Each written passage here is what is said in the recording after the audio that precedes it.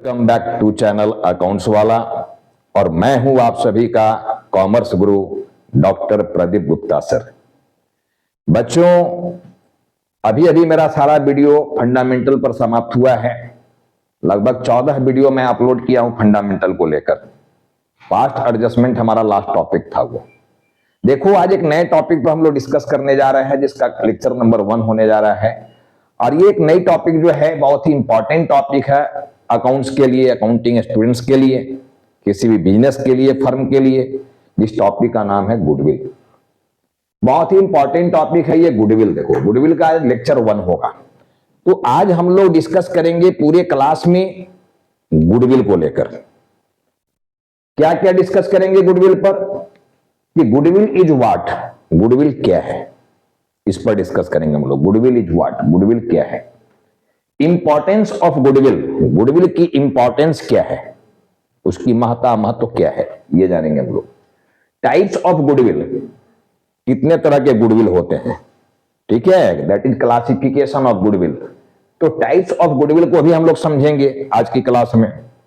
When A goodwill valued, goodwill की valuation कब कब किया जाता है या कब किया जाता है, व्हेन एंड व्हेन, कब कब या कब किया जाता है, यह जानना है। गुडविल का वैल्यूएशन कब कब किया जाएगा। और लास्ट पॉइंट हमने उठाया यहां पर कि how is goodwill valued, goodwill की वैल्यूएशन कैसे किया जाता है, कौन कौन से वो मेथड हैं जिस मेथड के हेल्प से हम गुडविल की वैल्यू निकालेंगे। तो वो सारे मेथड पर भी हम लोग डिस्कस करने वाले हैं। सबसे पहले देखो, गुडविल इज व्हाट, गुडविल क्या है बेटे। गुडविल इज व्हाट का जो रिप्लाई है, देखो गुडविल कोई साधारण चीज नहीं है। मेरे सारे स्टूडेंट, मेरे सारे बच्चे, ठीक है, सारे बेटे बेटियां, ये समझने की प्रयास करना है कि गुडविल एक तो इनटेंजिबल एसेट्स होता है। एसेट्स का जो क्लासिफिकेशन मैंने बताया है, हालांकि 12 में नहीं बताया मैं, ये क्लासिफिकेशन 11th का बेसिक वाली वीडियो में पढ़ा हुआ है, जो जर्नल वाली वीडियो है वहां पढ़ा हुआ है। क्लासिफिकेशन आप लोग भी पढ़े होंगे 11th में, जिसमें fixed assets and current assets, और फिक्स्ड एसेट्स को 2 पार्ट में बांटा गया। There are 2 types of fixed assets, जिसमें एक टेंजेबल फिक्स्ड एसेट्स और एक इनटेंजेबल फिक्स्ड एसेट्स हुआ था। टेंजेबल फिक्स्ड एसेट्स का मतलब जिसको आप देख सकते हो, छू सकते हो, ये आपका टेंजेबल था। इनटेंजेबल फिक्स्ड एसेट्स जिसको देख नहीं सकते हो, छू नहीं सकते हो, बट उसकी वैल्यू होती है, ठीक है ना। एसेट्स का मतलब ही होता है उसकी वैल्यू होना, रिटर्निंग वैल्यू होती है। उसको आप सेल करोगे पैसा मिलेगा, तो गुडविल भी सेल होता है, ऐसा नहीं है, उससे भी पैसा मिलता है। गुडविल को सारे एसेट्स में सबसे टॉप एसेट्स रखा गया, यानी किंग ऑफ एसेट्स, एसेट्स का राजा बोला गया है। यार, जिस बिजनेस का गुडविल ही नहीं, जिस पर्सन का गुडविल ही नहीं, वो पर्सन बिना काम का है, ठीक है ना। तो गुडविल को हम लोग 1 by 1 समझने की प्रयास कर रहे हैं। देखो कि गुडविल इज व्हाट, गुडविल क्या है, ठीक है। The reputation of the business, business की रेपुटेशन को कहा जाता है गुडविल, मान सम्मान प्रतिष्ठा। यार, जिस व्यक्ति की कोई मान सम्मान ही नहीं है, कोई प्रतिष्ठा ही नहीं समाज में है, तो किसी लायक हो गया है। तो बिजनेस जो रन करता है, बिजनेस जो ज्यादा से ज्यादा मुनाफा अर्न करता है, वो गुडविल के सहारे ही करता है। इसलिए गुडविल कोई सिंपल चीज नहीं है, जान लेना। किसी भी बिजनेस का, किसी भी फर्म का ये मान सम्मान है, ऑनर है, रेपुटेशन होता है गुडविल, ठीक है। तो गुडविल को हम लोग लिखे the reputation of the business, business की रेपुटेशन है। सेकेंड पॉइंट में बोला गया the benefit and advantage of good name and reputation. Good name and reputation का एडवांटेज देखो, द बेनिफिट एंड एडवांटेज, लाभ किस चीज का, of good name and reputation. तो ये भी गुडविल को देखो दर्शाता है। थर्ड यहां बोला गया कि it is a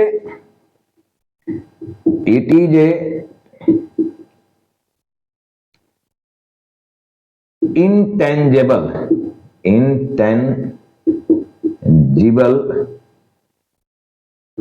fixed assets.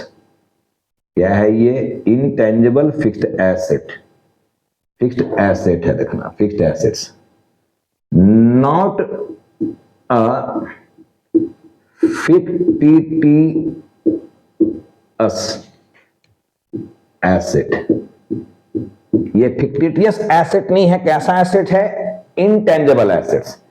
यार, अब एसेट्स टेंजेबल हो या इंटेंजेबल, उसकी वैल्यू होता है, रिटर्निंग होती है, उसकी वैल्यू होती है, ठीक है।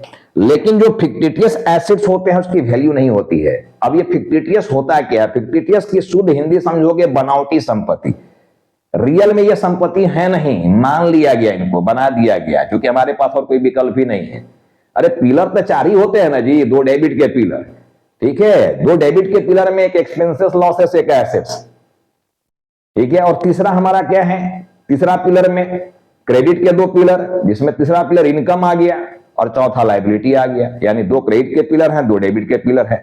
ये बार बार मैं समझा रहा हूं आप सभी को कि पांचवा कोई बात अकाउंट्स में होता ही नहीं है। तो फिक्टिटियस एसेट्स को भी हम लोग समझेंगे। देखो, अगर आप एक्सपेंस के टाइप्स को समझते हो, एक्सपेंस कितने तरह के होते हैं, उसके कितने टाइप्स होते हैं, अगर ये आप समझते हो तब फिक्टिटियस एसेट्स को भी आप ठीक से समझ सकते हो। मेरा शॉर्ट वीडियो जो बनाया जा रहा है वो फॉर 11th एंड 12th दोनों स्टैंडर्ड स्टूडेंट के लिए बनाया जा रहा है। शॉर्ट वीडियो को भी आप देखना, तो उससे आपको फिक्टिटियस बहुत सारा क्लैरिटी फिक्टिटियस को लेकर मिलेगा, और एक्सपेंस के कौन कौन से टाइप्स होते हैं, कैसे पहचाना जाता है। देखो, ऐसे मैं यहां बता दे रहा हूं कि there are 3 types of expense. Expense के 3 टाइप्स होते हैं जी, ठीक है। पहला होता है रेवेन्यू नेचर का एक्सपेंस, दूसरा होता है कैपिटल नेचर का एक्सपेंस, और तीसरा होता है डेफर्ड, ठीक है, deferred revenue expense. Deferred revenue expense, अब पूरे एक्सपेंस को मैं यहां समझा नहीं रहा हूं, देखो अभी ये आगे हम लोग समझेंगे इस चीज को। डेफर्ड रेवेन्यू एक्सपेंस का मतलब वैसा एक्सपेंस जिसका बेनिफिट हमको मोर देन 1 ईयर मिलेगा, 1 साल से ज्यादा मिलेगा, ऐसे एक्सपेंस को कहा जाता है डेफर्ड रेवेन्यू एक्सपेंस।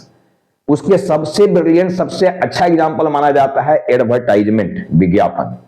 अगर आप एक बार एडवर्टाइजमेंट कर देते हो अपने किसी प्रोडक्ट का, अपने दुकान का, और एक हैवी मान लो एडवर्टाइजमेंट, एक बड़ा एडवर्टाइजमेंट किए हो, बड़ा एड दिए हो, उसमें लाख 2 लाख 5 लाख जो भी खर्च आया आपका, तो एक बड़ा जब एडवर्टाइजमेंट करोगे तो उसकी बेनिफिट केवल 1 साल नहीं मिलता है। देखो, उसकी बेनिफिट 1 साल से ज्यादा मिलता है।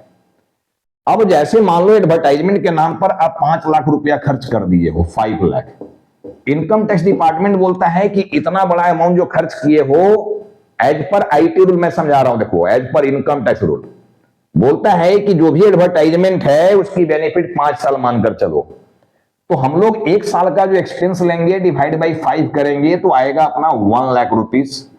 अब ये 1 लाख रुपये जो होता है ना बेटे, ये 1 लाख रुपये जो होगा, इसी को कंफर्म एक्सपेंस बोला जाएगा, जिस ईयर में एडवर्टाइजमेंट किए हो उस ईयर का। यानी ये 1 लाख रुपया पीएनएल अकाउंट में जाएगा, पीएनएल में। लेकिन बाकी जो 4 लाख बच गए इसमें से, क्योंकि आप 5 लाख रुपए में से 1 लाख रुपया को एक्सपेंस मान रहे हो 1 साल का, यानी लाख लाख रुपया करके आपको पीएनएल में भेजना है। पीएनएल में हर साल यानी लगातार 5 साल तक 1 लाख करके आप भेजोगे, 5वां साल जाकर ये पूरा राइट ऑफ हो जाएगा। तो फिलहाल पहला ईयर में जब 1 लाख भेजे हो तो ये 4 लाख रुपया कहां जा रहा है? यही 4 लाख रुपया जो आपका है, इसको कहा जा रहा है फिक्टिटियस एसेट्स, बनावटी संपत्ति, फिक्टिटियस, ठीक है, फिक्टिटियस एसेट, बनावटी संपत्ति। अब बताओ, एडवर्टाइजमेंट एक्सपेंस होता है ना जी, अब मजबूरी में इसको हमको एसेट बोलना पड़ता है, बोलना पड़ रहा है फिक्टिटियस एसेट। यानी बैलेंस शीट जब बनाओगे तो एसेट साइड में आपको इसको भेजना पड़ेगा 4 लाख रुपए को, ठीक है, डेफर्ड एडवर्टाइजमेंट लिखकर या फिक्टिटियस एसेट्स लिखकर आपको वहां भेजना पड़ेगा। तो अब बैलेंस शीट में 2 साइड आप लाते हो, लायबिलिटी साइड, एसेट साइड, तो उसमें एसेट जाना चाहिए ना। लेकिन ये क्या एसेट है? ये तो एक्सपेंस है, एडवर्टाइजमेंट। तो बैलेंस शीट में आपको ये समझना होगा, हम आगे डिस्कस करेंगे बैलेंस शीट को लेकर भी, कि बैलेंस शीट में हर एक वैसा इंफॉर्मेशन को भेजा जाता है जिसका बेनिफिट 1 साल से ज्यादा मिलना हो, जिसका बेनिफिट फ्यूचर में लेना हो। वैसे हर एक इंफॉर्मेशन को, चाहे वो एक्सपेंस ही क्यों ना हो, ठीक है, वैसा हर एक आइटम्स जिसका बेनिफिट हमको फ्यूचर में मिलना है, फ्यूचर में लेना है, वैसे हर एक इंफॉर्मेशन को बैलेंस शीट में भेजना है, not only real assets and liabilities. तो होप कि फिक्टिटियस एसेट्स के बारे में कुछ आपको समझ में आई हो बात, कि फिक्टिटियस किसको कहा जा रहा है। डेफर्ड नेचर के जो एक्सपेंस होते हैं उसमें से कुछ अमाउंट को सेम ईयर में पीएनएल अकाउंट में ट्रांसफर कर दिया जाता है और बैलेंस बचे हुए अमाउंट को फिलहाल बैलेंस शीट में एसेट साइड भेज दिया जाता है। तो जितना अमाउंट को आप बैलेंस शीट के एसेट साइड में भेज रहे हो उसी को फिक्टिशियस एसेट्स बोला जा रहा है। बनावटी संपत्ति बना दिया, संपत्ति है ही नहीं जी, वो तो एडवर्टाइजमेंट एक्सपेंस होता है ना, लेकिन मजबूरी में अब हमको एसेट बोलना पड़ रहा है, क्योंकि डेबिट तक केवल दो ही चीज का होगा, या तो एक्सपेंसेस लॉसेस या एसेट्स। अब एक्सपेंस को आप एक्सपेंस मानने के लिए भी तैयार नहीं हो, तब मजबूरी क्या है मानना मेरा, एसेट। अब बताओ कि एसेट को सीधा सीधा हमने परिभाषित किया था, समझाने का प्रयास किया था कि हर एक एसेट की रिटर्निंग वैल्यू होगा। जब भी आप उसको सेल करोगे कुछ ना कुछ मिलेगा। अगर हम आप ही से ये एडवर्टाइजमेंट बेचे, आपसे 4 लाख रुपए का एडवर्टाइजमेंट है जी, एक्सपेंस लेगा? कोई एक्सपेंस लेता है जी? कोई मूर्ख ही होगा जो लेगा नहीं यार एक्सपेंस को। एक्सपेंस कोई लेता है क्या? एक्सपेंस कोई नहीं लेता है। एक्सपेंस बिकेगा ही नहीं, दौड़ा के भगा देगा बेचने जाओगे तो, ठीक है। तो इसीलिए अब इसको हम लोग क्या कर रहे हैं, बनावटी संपत्ति। संपत्ति है नहीं, बना दिया। संपत्ति रहता तो रिटर्निंग वैल्यू मिलता ना जी, कोई लेता ना इसको, लेकिन एडवर्टाइजमेंट कोई लेगा? कोई नहीं लेगा, ठीक है। इसीलिए इसको हम लोग फिक्टिशियस एसेट्स बोल रहे हैं, बनावटी संपत्ति। तो समझना बेटे, देखो अभी बहुत कुछ हम लोग यहाँ डील करना है, इसलिए स्पेशल, ये सब एक स्पेशल टॉपिक है जो 11th में ही करना था अपने को। टाइप ऑफ एक्सपेंस वही पढ़ना था, टाइप ऑफ गुड्स वही पढ़ना था। फिर भी उन सब चीज के लिए मैं शॉर्ट वीडियो बना कर ला रहा हूं। आप लोग सबके सब शॉर्ट वीडियो को देखने का प्रयास करना है। 11th 12th सबके सब स्टूडेंट, आगे बीकॉम वाले जो भी स्टूडेंट, सब देखना, सबको उससे बेनिफिट मिलने वाला है, ठीक है ना। अब ट्यूशन पढ़ने की जरूरत नहीं है जी, इतना करा दे रहे हैं हम यहाँ पर कि इससे आपका काम चल जाना है। अगर आप थोड़ा सा ही कॉन्शियस स्टूडेंट हो तो इतना राज हम यहाँ खोल दे रहे हैं कि आप किताब जब पढ़ोगे, प्रैक्टिस करोगे, तो आपसे चीज बनना चाहिए, ठीक है ना। चलो ठीक है। तो मैं गुडविल में क्या बोला, गुडविल इज व्हाट, एक तो पहले बोल दिया मैंने कि reputation of the business. Business का रेपुटेशन है मान सम्मान है। देखो रेपुटेशन बनाने में बच्चे सालों साल स्ट्रगल करना पड़ता है बिजनेसमैन को, और लाखों करोड़ों खर्च करना पड़ता है, ठीक है। कपड़ा साफ करते हो, डिटर्जेंट, देखते हो कैसा कैसा प्रचार आता है जी।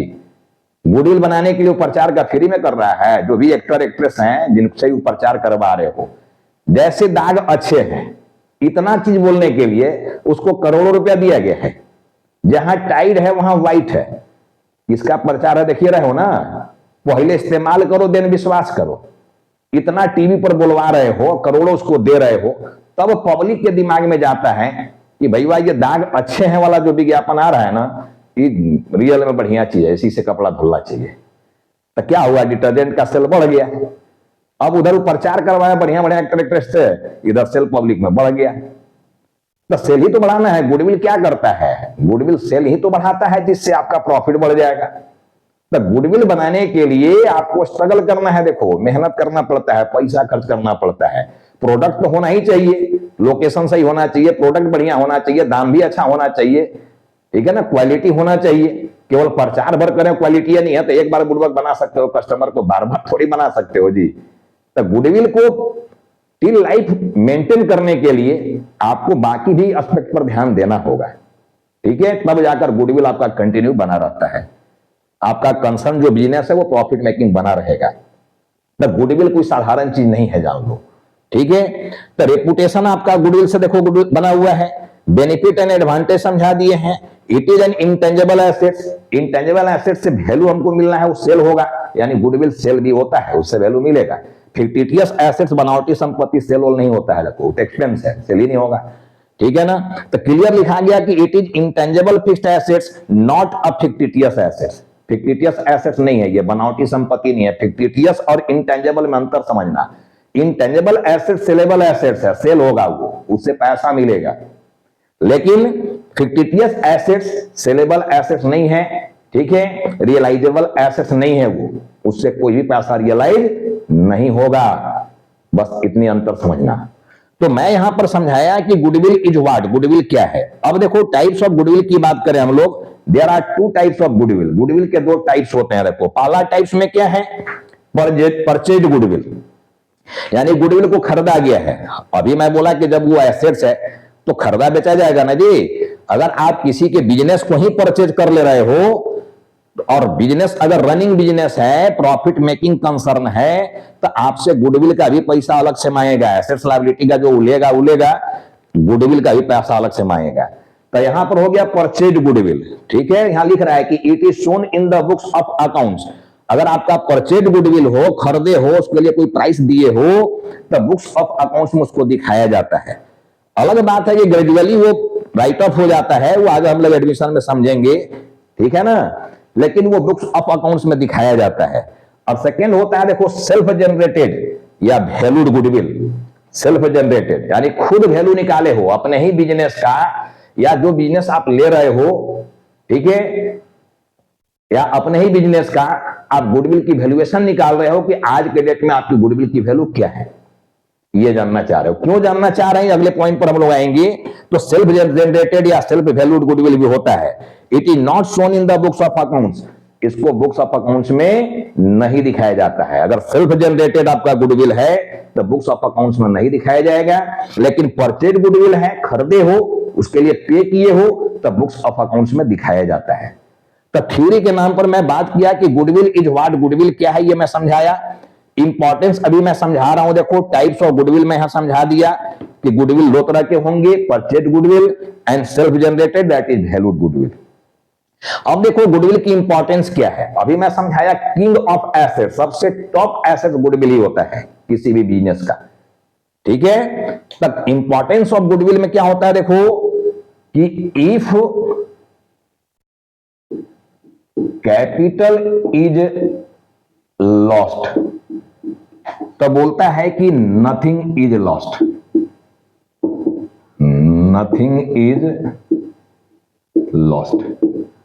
अगर आपका कैपिटल कुछ खो रहा है, यानी बीच में कभी कभी लॉस अर्न कर लियो जिसके चलते कैपिटल कम हो रहा है आपका, इफ कैपिटल इज लॉस्ट, तो नथिंग इज लॉस्ट, समझो आपका कुछ नहीं गया है, कुछ नहीं बिगड़ा अभी। लेकिन कहता है कि इफ कस्टमर्स आर लॉस्ट, तब कहता है कि something is lost. Something is lost. अगर कस्टमर बिजनेस में कम होने लगा तब आपको थोड़ा टेंशन होना चाहिए, चिंता होना चाहिए। कस्टमर कहीं से कम नहीं होना चाहिए। अब मैं कोचिंग चला रहा हूं, मान लो ऑफलाइन ऑनलाइन जो भी है, बच्चे कम हो रहे हैं तो हमको टेंशन में आना चाहिए, टेंशन लेना चाहिए कि भैया ऐसा क्यों हो रहा है। हो सकता है मेरी क्वालिटी समझ में नहीं आ रहा है, या मेरी प्राइस समझ में नहीं आ रहा है, या मेरा प्लेस समझ में नहीं आ रहा, कुछ तो कमी है जिसके चलते स्टूडेंट्स कम हो रहे हैं, उनका रिजल्ट अच्छा नहीं हो रहा है, कुछ तो गड़बड़ी है। तो आपको वहां ताक झांक करना चाहिए, फिर देखना चाहिए कहां क्या गड़बड़ी हो रहा है। तो if customers are lost something is lost, तो समझो वहां पर कुछ ना कुछ आप खो रहे हो फिर। ठीक है, लेकिन कहता है कि इफ, अब अभी भी कस्टमर खोए हो तो सब कुछ नहीं खो दिए हो, समथिंग कुछ खो रहे हो, यानी अलर्ट हो जाओ, हाँ ये कह रहा है ये।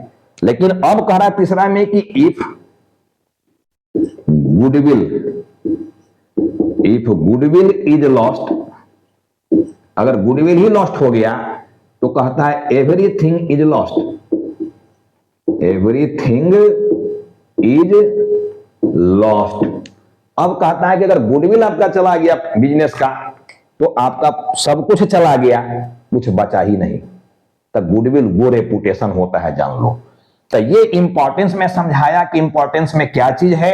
If capital is lost nothing is lost, कुछ नहीं गया तुम्हारा, कुछ नहीं बिगड़ा है। लेकिन if customers are lost then something is lost, तब तो कुछ खो रहे हो भैया। अब अगर खो रहे हो तो आपको अलर्ट होना चाहिए। ठीक है, अपने बिजनेस को लेकर थोड़ा कॉन्शियस हो, अलर्ट हो जाओ।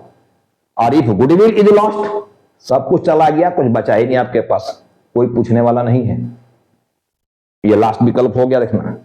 तो ये होते हैं गुडविल के इंपॉर्टेंस। देखो, तो मैं समझाया गुडविल इज व्हाट, गुडविल क्या है, फिर मैं समझाया इंपॉर्टेंस ऑफ गुडविल, गुडविल का इंपॉर्टेंस क्या है, टाइप्स ऑफ गुडविल, गुडविल के प्रकार क्या होते हैं।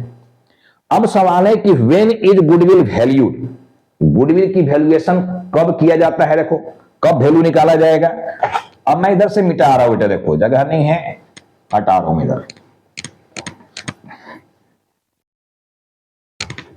अब समझो, यहां पर देखो क्या आ रहा है, अगला पॉइंट अपना आ गया, देखो पॉइंट नंबर 4। पॉइंट नंबर 4 कि when is goodwill valued, when is goodwill valued, when is goodwill valued. देखो कब गुडविल के वैल्यूएशन किया जाएगा, यह समझने की प्रयास करना है कि व्हेन गुडविल इज वैल्यूड, कब गुडविल की वैल्यूएशन किया जाएगा, ठीक है ना। When a new partner, when a new partner, ठीक है, when a new partner is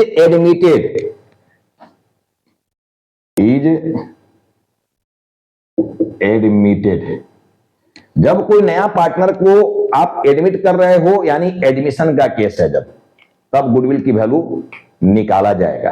क्योंकि जो भी नया पार्टनर आएगा भाई, वो आपका जमा जमाया बिजनेस, चला चलाया बिजनेस में सीधे नया पार्टनर को ज्वाइन करेगा और प्रॉफिट लॉस पर अपना राइट बना देगा। क्योंकि वो तो शर्त होता है कि भाई कौन सा रेशियो के लिए कितना परसेंट प्रॉफिट लॉस में उसको हिस्सेदारी देने वाले हो। तो काम तो आप लोग पुराने पार्टनर मिलकर किए थे, बिजनेस को उस लेवल तक पहुंचाए थे। अब नया पार्टनर को ले रहे हो, तो नया पार्टनर तो आपका बनाया बनाया जो बैनर है उसका बेनिफिट तो इमीडिएट लेने लगेगा ना जी। तो बोलोगे ना कि भाई हम जो गुडविल बनाने में इतना समय दिए हैं, इतना पैसा खर्च किए हैं, तो आप एज ए न्यू पार्टनर आ रहे हो तो गुडविल के नाम पर भी हम लोगों को पैसा चाहिए। अब कितना चाहिए, तो पहले गुडविल की वैल्यू निकालोगे, तब तो उससे डिमांड करोगे ना कि कितना चाहिए। तो उस समय वैल्यू निकालना पड़ जाता है जब एडमिशन का केस हो जाए, ठीक है। सेकेंड तुम्हारा यहां पर पॉइंट क्या आ रहा है, when A partner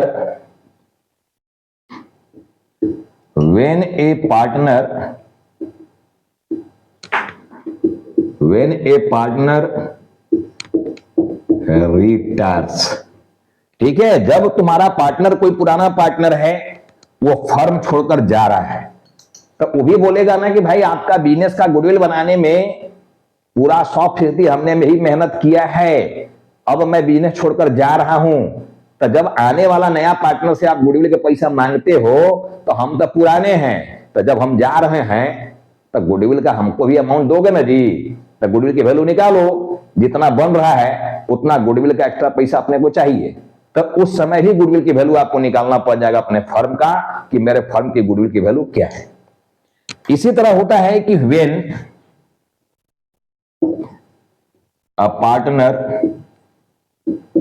A partner dies, जब कोई पार्टनर का डेथ हो गया, मर गया, तो उसके जो भी उत्तराधिकारी होंगे, सक्सेसर, लीगल हियर्स, वो डिमांड कर देंगे कि गुडविल में हमको पैसा चाहिए।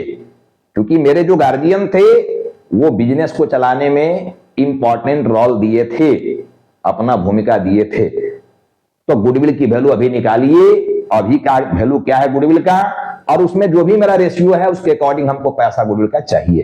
तो उस समय भी आपको वैल्यू निकालना पड़ेगा, ठीक है।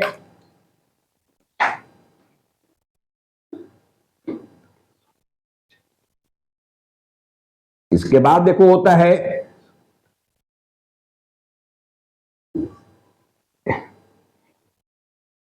In the case of changing ratio,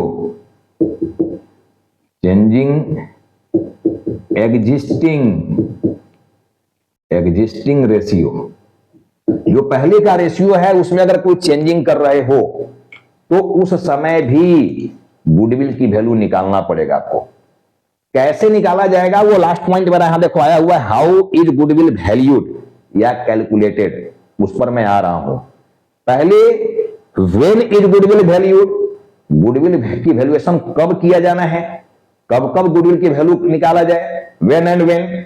तो पहले इस बात को हम लोग समझ रहे हैं कि कब कब गुडविल की वैल्यू निकालने की आवश्यकता हम सभी को पड़ता है, यानी फर्म को पड़ता है, फर्म के बिजनेसमैन को पड़ता है, ठीक है, पार्टनर को पड़ता है, ये जानना है, ठीक है ना। क्लियर हो गया, यहां तक की बात समझ गए हो कि कौन कौन से केस आ गए हैं।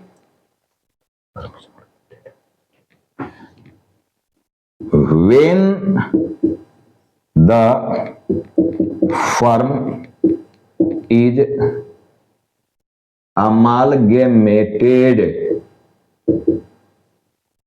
with another firm,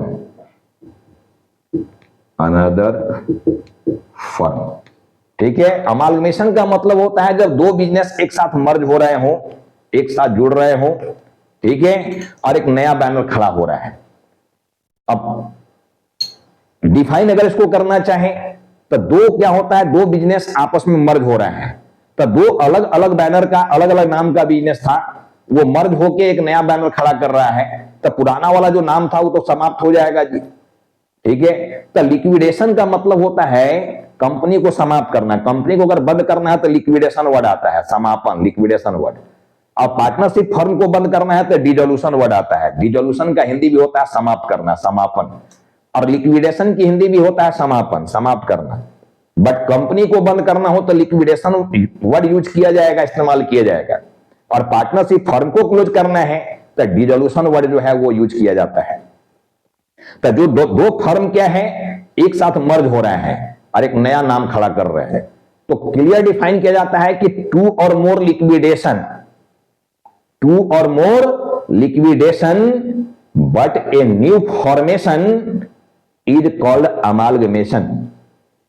देखो साराना डेफिनेशन कैसे दी है हमने कि टू और मोर लिक्विडेशन, दो या दो से अधिक कंपनी का लिक्विडेशन हो जाएगा, समापन, बंद हो जाएगा, वो पुराना नाम खत्म।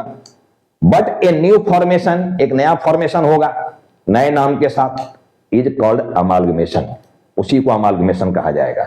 तो उस दौरान भी गुडविल की वैल्यू निकालना पड़ेगा, उस दौरान भी गुडविल की वैल्यूएशन निकालना पड़ेगा। तो कुछ ऐसे देखो सिचुएशंस होते हैं जहां गुडविल की वैल्यू निकालने की जरूरत फर्म को पड़ जाता है। तो मैं पॉइंट नंबर 4 तक क्लियर किया। अब पॉइंट नंबर देखो 5 में आ रहा है कि हाउ इज गुडविल वैल्यूड। अब मैं आ रहा हूं, देखो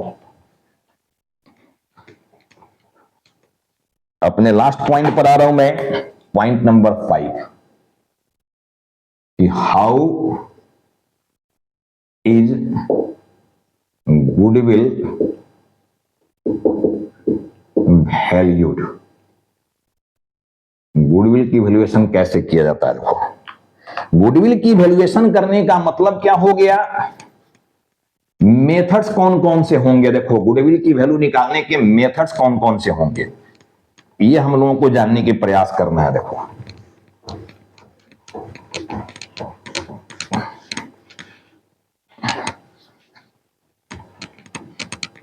बेटे, इसका मतलब सीधा होता है मेथड्स,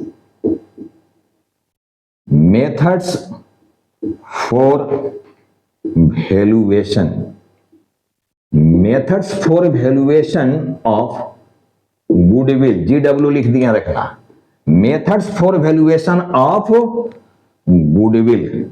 गुडविल के वैल्यू निकालने के कौन कौन से मेथड्स होंगे। देखो अब यहां पर होता है एक मेथड जिसको बोला जाएगा एवरेज प्रॉफिट मेथड,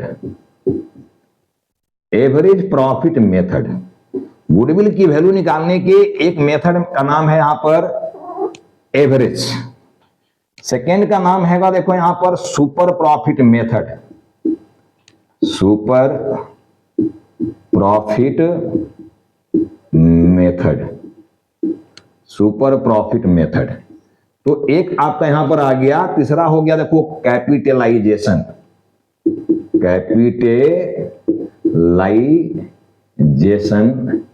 मेथड, ये कैपिटलाइजेशन मेथड हो गया। देखो तो एक आपका यहां पर आ गया ये कैपिटलाइजेशन मेथड। तो ये 3 मेथड होते हैं, इसी 3 मेथड में से किसी एक मेथड से प्रॉब्लम आपसे एग्जाम में पूछ दिया जाएगा। अब किस मेथड से कैसे गुडविल की वैल्यू निकाला जाएगा, यानी फॉर्मूला क्या होगा, स्टेप क्या होगा, ये हम लोगों को समझना है। देखो ठीक है ना। देखो एवरेज प्रॉफिट मेथड से जो प्रॉब्लम होते हैं बच्चे, इसमें दो सिचुएशन होंगे, देखो दो तरह के प्रॉब्लम होंगे। एक होता है simple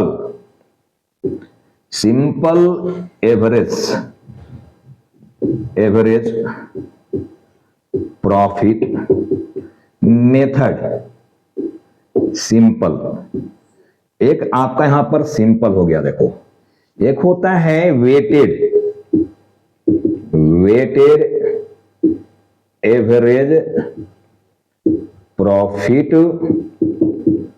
method. Weighted average profit method एक आपका देखो ये होता है। तो एवरेज प्रॉफिट मेथड में प्रॉब्लम दो तरह से पूछा जा सकता है, देखना, एक सिंपल से, दूसरा वेटेड से। तो ओवरऑल तीन मेथड होते हैं, देखो 12 में जो पढ़ा मेथड तो और भी होते हैं भाई, तीन ही नहीं है, मेथड ज्यादा है। आगे जब आप जाओगे सीए कॉस्टिंग सीएस करने या ग्रेजुएशन करने तो उसमें एन्युटी मेथड भी मिलेगा और भी कुछ मेथड्स मिल जाएंगे। तो केवल तीन ही मेथड होते हैं ऐसा नहीं है, बट आपको 12 में चाहे स्टेट बोर्ड के स्टूडेंट्स हो या सीबीएसई वाले हो या आईसीएसई वाले हो, जो भी स्टूडेंट्स हैं, तीन ही मेथड आपको पढ़ना है, ये डाल देना। तो एक हो गया एवरेज प्रॉफिट मेथड, दूसरा हो गया सुपर प्रॉफिट मेथड और तीसरा हो गया कैपिटलाइजेशन। अब मैं एक मेथड से आपको प्रॉब्लम बनाने सिखा रहा हूं, देखो कैसे प्रॉब्लम बनना है। पहले एवरेज से मैं बना रहा हूं, फिर हम लोग आएंगे सुपर पर भी। देखो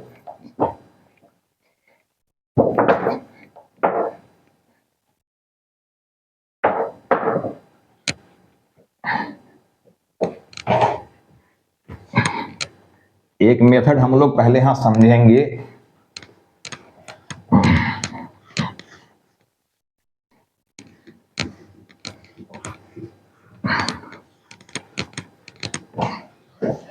चलो बच्चे, सबसे पहले हम लोग सिंपल से प्रॉब्लम को समझ रहे हैं। देखो हम लोग क्या निकालने जा रहे हैं, वैल्यूएशन। किस चीज का, गुडविल का।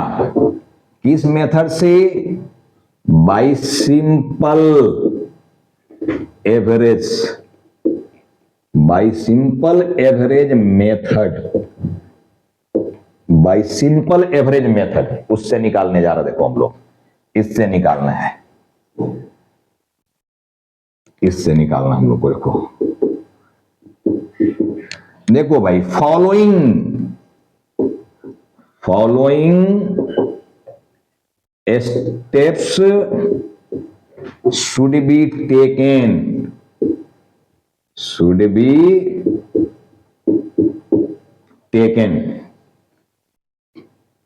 at the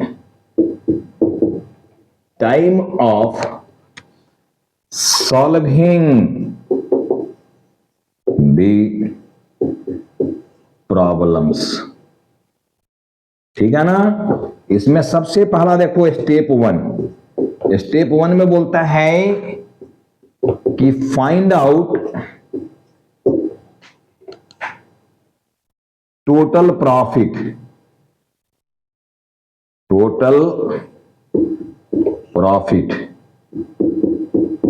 ठीक है, सबसे पहले टोटल प्रॉफिट निकालना है। प्रॉफिट दिया रहेगा, वो सबको जोड़ देना है। ठीक है ना। अब क्यों जोड़ना है उसकी भी रीजन बताएंगे हम, लेकिन सबसे पहले क्या करना है आपको, जो ही प्रॉफिट दिया हुआ है, लॉस भी दिया रहेगा, कोई जोड़ी नहीं, प्रॉफिट रहेगा। रे भाई, प्रॉफिट रहेगा तो जोड़ देना, और जो टोटल जोड़ आएगा उसमें से लॉस दिया रहेगा उसको माइनस कर देना, यही करना है। तो टोटल करना है पहले प्रॉफिट को। देखो स्टेप 2 कहता है कि फाइंड आउट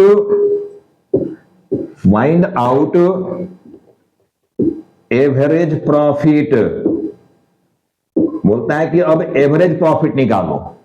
बेटे एवरेज प्रॉफिट कैसे निकालेंगे और क्यों निकाला जाता है, ये सब क्यों पर रिप्लाई देना है हम लोग को। देखो हाउ एंड वाई, मैं पढ़ने का तरीका फिर समझा दे रहा हूं। देखो मैं बार बार बच्चों को बोलता हूं कि पढ़ने का सही तरीका क्या है। आप अगर मैथमेटिक्स पढ़ते हो तो उसमें क्या है, सारा केवल रूल फार्मूला क्या है।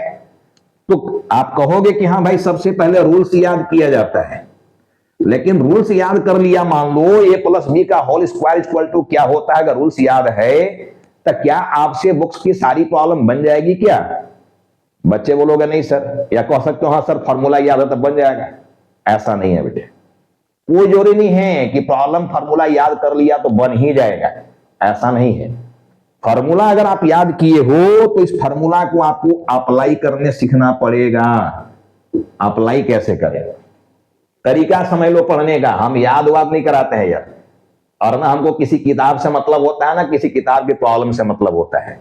जनरली कोशिश हम करते हैं कि थ्योरी में अपना डिजाइन करूं और प्रॉब्लम भी मैं अपना दूं। अगर मेरा थ्योरी और प्रॉब्लम को आप लोग समझोगे तो दुनिया का, मैं पहले ही बोला, कोई भी किताब, किसी भी राइटर की किताब पढ़ो, उसको बनना ही होगा, बनेगा ही बनेगा, ये जान लेना। तो रटाने उटाने का मेरा काम नहीं है यार, हमारा काम है देखो समझाना। अगर आप वास्तव में पढ़ने वाला स्टूडेंट हो, विदाउट कट मेरा वीडियो को देख रहे हो, तो मैं 100% नहीं 200% गारंटी दे रहा हूं कि आपको कहीं तोड़ नहीं मिलने वाला इसका। आपको समझ में आएगा ही आएगा, और सिस्टम से समझ में आएगा, और सब कुछ बनेगा भी बनेगा, ये जान लेना। ठीक है ना? ये आप सभी भी बोलने लगोगे, कमेंट सेक्शन में आके बोलने लगना कि हाँ सर आप जो बोले थे वो सही है कि नहीं है, ये सब लोग बोल रहे हैं। ठीक है, तो रूल्स हो गया। इस रूल्स को क्या करने सीखना है? अप्लाई करने। जब अप्लाई करने सीखोगे तो ऑटोमेटिक आपको मिलने लगेगा, क्या मिलने लगेगा? रिप्लाई, जवाब आने लगेगा। लेकिन वहीं खुश नहीं हो जाना है। रिप्लाई में क्या रिप्लाई चाहिए अपने को? अपने को रिप्लाई चाहिए एक हाउ, एक चाहिए अपने को हाउ, और दूसरा चाहिए व्हाई। कम से कम 2 रिप्लाई चाहिए अपने को, एक हाउ और दूसरा व्हाई। देखो हाउ मैं और इधर कर दे रहा हूं, हाउ, एक चाहिए हाउ और दूसरा चाहिए व्हाई। रीजन समझने के प्रयास करो, लॉजिक समझने के प्रयास करो जब प्रॉब्लम बनाते हो तो, कि प्रॉब्लम जो ये बना है, क्या इसके कुछ और भी ऑप्शंस हैं, क्या कुछ और भी तरीके से बन सकता है क्या? इतना मंथन करना होगा, विचार करना होगा। ठीक है, आपको खुद बहस करना होगा उस प्रॉब्लम के साथ कि जो मैं बना रहा हूं वो कैसे बना, क्यों बना। ठीक है, क्या इसके जगह कुछ और हो सकता था क्या? ऐसे आपको पढ़ना होगा। पढ़ने का तरीका ये होता है, रूल्स, उसको अप्लाई करने सीखना है। तो मैक्सिमम लोग क्या करते हैं, रूल्स याद करके ही बहादुर बनने की कोशिश करते हैं। भाई सही से एप्लीकेशन जानोगे तो सही से रिप्लाई मिलने लगेगा। तो तरीका ये है पढ़ने का। देखो इस डायरेक्शन में पढ़ाई पढ़ना होगा, इस डायरेक्शन में, याद करने के डायरेक्शन में नहीं पढ़ना है, याद नहीं कराते हम। मेरा काम है समझाना, पढ़ाना नहीं, पढ़ाते भी नहीं, समझा रहे हैं, समझाना। एक एक कॉन्सेप्ट को क्लियर करना अपने को, तो वो कॉन्सेप्ट क्लियर करने का प्रयास मैं करता हूं। ठीक है, अब समझो यहां पर कि फाइंड आउट एवरेज प्रॉफिट। अब एवरेज कैसे निकालेंगे, कैसे, हाउ आ गया देखो, कैसे निकालेंगे, और वाई क्यों निकाला जाता है, ये भी क्वेश्चन आ गया देखो। तो यही समझना है मेन चीज। बाकी तो सारे टीचर ये 3 स्टेप बता देंगे और आंसर निकल जाएगा। एक्स्ट्रा क्या सीखा मेरे क्लास से? रे भाई एक्स्ट्रा सीखना, एक्स्ट्रा मास्टर बनना, मास्टर प्योर पकड़ लेना है अकाउंट्स को कि हाँ यही है, इसके बाहर कुछ नहीं है, अल्टीमेट हो गया देखो, ये इसके बाहर कुछ होता ही नहीं है। तो पढ़ाई वैसे पढ़ना है देखो। ठीक है, रटने उठने के हिसाब से नहीं पढ़ना है, एक एक कॉन्सेप्ट क्लियर होना चाहिए। तो एवरेज प्रॉफिट अभी निकालने का देखो फॉर्मूला जो बना, ये बना total profit, total profit divided by, total profit जो है निकाले हो स्टेप 1 में, वही टोटल प्रॉफिट यहां लेना, divided by number of years of profit, number of years of profit. ठीक है, ये लेना है देखो। अब यहां आपका निकल कर आ गया ये एवरेज प्रॉफिट। सबसे पहले आप निकाले थे टोटल प्रॉफिट, उसके बाद निकल कर आ गया एवरेज प्रॉफिट। ठीक है ना? अब एवरेज प्रॉफिट के बाद देखो स्टेप 3 में हम लोग आएंगे। स्टेप 3 में आपको निकालना है अब goodwill is equal to, goodwill is equal to, अब आपका आंसर आ रहा है देखो, गुडविल इज इक्वल टू। अब गुडविल इज इक्वल टू में क्या फॉर्मूला बना? Average profit, average profit into number of years purchase, number of years purchase is equal to आपका आ जाएगा आंसर। यही आंसर होगा देखो। तो बच्चे मेरे सारे students, simple average profit method से जब गुडविल निकालना है तो अपने को 3 स्टेप लेना पड़ रहा है। देखो, सबसे पहला काम क्या कर रहे हैं हम लोग, टोटल प्रॉफिट निकालेंगे। जो भी प्रॉफिट दिया हुआ है, ठीक है, 2 साल 3 साल 4 साल जब का भी प्रॉफिट दिया हुआ सबको ऐड कर दो, लॉस है तो उसी में माइनस कर दो, आ जाएगा टोटल प्रॉफिट। तो पहले टोटल प्रॉफिट निकाल लेना है, ठीक है। प्रॉब्लम बनाएंगे, एक हाजमोला लेंगे हम लोग, ये अभी तक थ्योरी है जी। एक हाजमोला लेंगे डाबर का, ठीक है। अब ये तो थ्योरी है ना, खा रहे हो ना, तो पचाने के लिए भी चाहिए डाइजेस्ट। तो डाइजेस्ट का मतलब होता है हाजमोला। अब हाजमोला मतलब मेरा क्या है, मेरा हाजमोला का मतलब एग्जाम्पल, एक एग्जाम्पल लेंगे यहां पर तुरंत। तो जब एग्जाम्पल लेंगे तो ये सारा थ्योरी तुम्हारे दिमाग में घुस जाएगा। यही करना है देखो। तो हर थ्योरी के बाद एग्जाम्पल ले लिया करते हैं हम, तो ये थ्योरी डाइजेस्ट हो जाएगा। तो हाजमोला काम वो है, हजम कर देगा, ठीक है ना।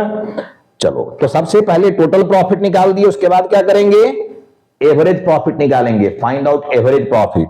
अब एवरेज कैसे निकाला जा रहा है, देखो, टोटल प्रॉफिट जो पहला स्टेप में निकाले हो वही टोटल प्रॉफिट को यहां पकड़ लेना है, और जितना साल का यहां प्रॉफिट था उतने साल से डिवाइड कर देना है। 4 साल का प्रॉफिट अगर जोड़े हो तो 4 से डिवाइड करो, 3 साल का प्रॉफिट जोड़े हो तो 3 से डिवाइड करो, लॉस वाला भी काउंट कर लेना सबको जोड़ के, ठीक है ना। उसके बाद बोलता है गुडविल निकालो। अब गुडविल का आंसर तुम्हारा आ गया कि average profit into number of years purchase. जो भी एवरेज प्रॉफिट आप स्टेप 2 में निकाले हो उसको यहां पकड़ लो, और into number of years purchase problem में दिया रहेगा। लेकिन नंबर ऑफ इयर्स परचेज होता क्या है, इस पर भी हम लोग डिस्कस करेंगे। मैं पहले ही बोलकर वचनबद्ध हूं कि मैं आपको रटा नहीं रहा हूं, याद नहीं करा रहा हूं, मेरा काम है कॉन्सेप्ट क्लियर करना। तो मैं यहां बात करूंगा कि व्हाई एवरेज प्रॉफिट, एवरेज ही क्यों किया गया, इसको एवरेज प्रॉफिट क्यों किया जाता है, ठीक है। क्या एवरेज के बिना काम नहीं चलता मेरा, तो एवरेज क्यों किया जा रहा है। दूसरा, यहां पर नंबर ऑफ इयर्स परचेज का मतलब क्या होता है, नंबर ऑफ इयर्स परचेज किसको बोले हम, ये जानना है। तो आज की वीडियो में बेटे मैं आपको पूरा थ्योरी समझाया, और एक सिंपल एवरेज प्रॉफिट से कौन कौन से स्टेप लेने से हमारा आंसर आएगा वो भी समझाया। अगला वीडियो देखो, ये वीडियो लंबा होने लगा। लंबा वीडियो जनरली बच्चे देखते नहीं है, पूरा कट करने लगते हैं, और उनसे उनको पूरी बेनिफिट मिल नहीं पाती है। इसलिए मैं नेक्स्ट वीडियो इसमें इस पर एक प्रॉब्लम साइड करूंगा, प्रॉब्लम लेके आऊंगा, फिर से ये आपको थ्योरी को मैं रिकॉल करा दूंगा, और एक प्रॉब्लम उस पर आपको मैं बनाकर इस थ्योरी पर दिखाऊंगा। और उस वीडियो में मैं भी समझाऊंगा कि व्हाई एवरेज प्रॉफिट, एवरेज क्यों ले रहे हो, और नंबर ऑफ इयर्स परचेज का मतलब क्या हुआ। तो आज की क्लास में गुडविल टॉपिक पर थ्योरी और एक method, simple average profit method से जो भी स्टेप लेकर आंसर निकाला जा सकता है वो सारा स्टेप मैं ले लिया हूं, ठीक है। तो होप कि आपको ये वीडियो, ये क्लास पूरी तरह से समझ में आया होगा, और समझकर आप फुली संतुष्ट होंगे और खुश होंगे, प्रसन्न होंगे, ठीक है। नेक्स्ट वीडियो में हम लोग फिर से मिलेंगे अपना लेक्चर नंबर 2 में। लेकिन मैं सारे स्टूडेंट से बस यही बोलता हूं कि मैं YouTube में अभी नए नए शुरुआत किया हूं।